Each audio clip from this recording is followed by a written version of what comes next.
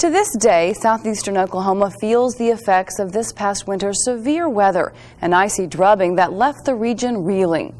But as we find out in tonight's 6 on Assignment, one brief encounter between man and nature during that frozen time has blossomed with the springtime into a story of goodness. And Oklahoma traveler Scott Thompson is here tonight to tell it to us. Scott. Lori, hundreds of stories came out of that ice storm, stories of survival and perseverance. This one is of a most beloved bird, a symbol that swells our hearts, and in this case, reminds us of what it means to care.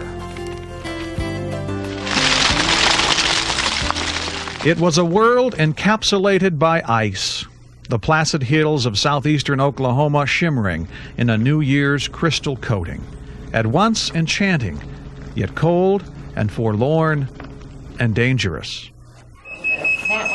The veterinarian in Poto stabilized the eagle's wing as best he could, and 2 game rangers then carried the crippled bird to Tulsa, and Dr. Paul Welch, the region's foremost authority on treating injured wildlife. As soon as you see him, you say, "Oh my gosh, what have I gotten myself into now?" The bald eagle had been standing on a Pushmataha County highway, eating roadkill. On the ice, the truck couldn't stop in time, and the bald eagle's wing was shattered. But that truck driver, who never left a name behind, cared enough to get the eagle to medical help and started it on a journey that would remind all who came to know this bird of the power to heal that's found in human kindness. They just look so regal, and when you see one like that, it just it breaks your heart to have to euthanize one, and you kind of look and say, we've got 3 breaks, and oh my gosh, let's give it a try. 3 fractures shouted from the x-rays. Dr. Welch tried a new technique of pinning the bones together. It had worked in past cases. This time, one bone failed to take and began to die. Things didn't work out as well as we wish it would have, but I knew initially that I had about probably less than a 50-50 chance. There were 2 choices left: euthanize the eagle or remove its injured wing. Wildlife rehabilitators Kathy and Gary Sifter, who would care for the eagle if it lived, helped make the decision. We thought it was going to be releasable. And we have the visions in your mind of an eagle flying away. Not this one. To save its life, its wing would be amputated. It was heart-wrenching. In the Sifter's Broken Arrow backyard, the bald eagle would have to learn of life without flight. Here it would recover and grow stronger. Surrounded by the owls and hawks and possums, the Sifters are also nursing back to health. But a bald eagle, that's something different. A regal symbol of strength, of our American democracy. And Kathy Sifter, who has been treating injured animals for 11 years, has never felt anything like it. The first time that I handed him food and he took it from me, I was in love. I mean, that bird it was such a trust for him to trust me, and it's just been so rewarding. But the Sifters can't keep the eagle. Federal law says so. And a flightless bird, no matter how majestic, has few friends. Scores of eagles are destroyed each year because there's no place for them. But this one has a new lease on life. We knew that possibility was out there. One big bird giving a lift to another. Fresh out of Tulsa's American Airlines Maintenance Center, this jet is being diverted to carry the eagle to its new home. Just Kathy and Gary aboard, along with an American flight crew, and the bald eagle taped snugly in the galley. This is a test flight like no other. To have this opportunity to do a little, effort like this to help this bird out and help the folks out, it's welcome the challenge, welcome the opportunity. Wheels up, Oklahoma disappearing behind a silver wing, we are bound for New Mexico, and a landscape far different from the green trees and flowing streams the eagle knew in Oklahoma. Turns out, eagles are thriving in the desert. Hello, handsome. Our first stop is the Albuquerque Zoo. The eagle has to pass a medical exam to be admitted to New Mexico. So he's a handsome boy, fully mature, so he's at least 5. 5-year-old should know better than to fly in front of a truck. Blood's drawn to later determine the eagle's sex, but the thinking is he's a she.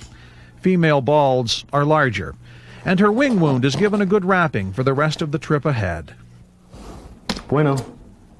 Good to go. Ready? Ship them. The long journey that began on an icy Oklahoma road has just 2 more hours to go. At the end of a desert highway, at the border of the Zuni Indian Reservation, our procession stops, and the eagle is transferred to a pickup bed. It's here that Zuni medicine man Octavius Siatwa performs a purification ceremony for the eagle, something he asks us not to photograph. Evil thoughts or anything of that nature would be purified here before it comes into the reservation. And then, just ahead, we come to the eagle's new home, a one-of-a-kind flight cage built of native pine and stone. It represents a novel approach for Native Americans and their reverence for eagles. The Zuni tribe is gathering crippled and unwanted birds and harvesting their feathers as they naturally molt. It's feather farming. Pick them up and pass them out to tribal members. The Zuni tribe now has what they've been always wanting, is eagle feathers, to carry out their traditions and customs. Only Native Americans are legally allowed to have eagle feathers.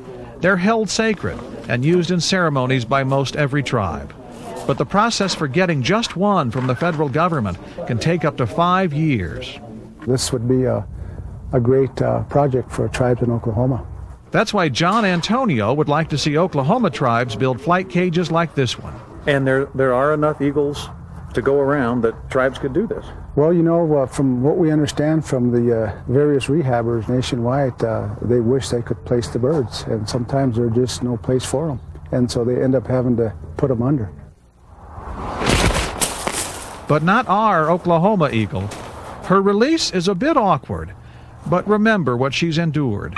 Here now to live out her days, dropping feathers alongside the one-eyed golden from Arizona, the tailless bald from Georgia, the golden who'd flown into an electric line. Nelson Luna cares for them all, and his heart soared today as storm clouds greeted our arrival at the aviary. Nelson, when you let that bird go, about 3 minutes later, a little sprinkle fell down. Did you notice? Yeah, that's a good thing, because we feel that when we have precept, our forefathers are here letting us know that their presence is here by the rain. And I think it's our forefathers or our spirits are letting us know that it's a good thing that we've accomplished here today. And the sifters? They've kept their distance until it comes time to say goodbye. You're going to be okay. Yeah, you are. I love you. You take care. She was never theirs to keep, yet now she will never leave them. You have a good life.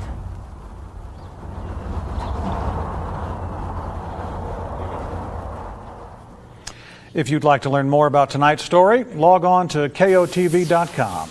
I'll be joined by Dr. Welch to answer any questions you might have about the eagle. And to join the chat, click on the banner at the top of our website. We'll take your answers and questions in about 2 minutes once I get in the newsroom. I think that eagle's going to have a good life there. That is a great story. So How many people touching. Involved to get that bird there, One, from the airline to to the man who picked it up on the street, on the highway. A great story. Just nice. So much. Thank you, Scott. Sure. Well, severe weather blew into Green Country this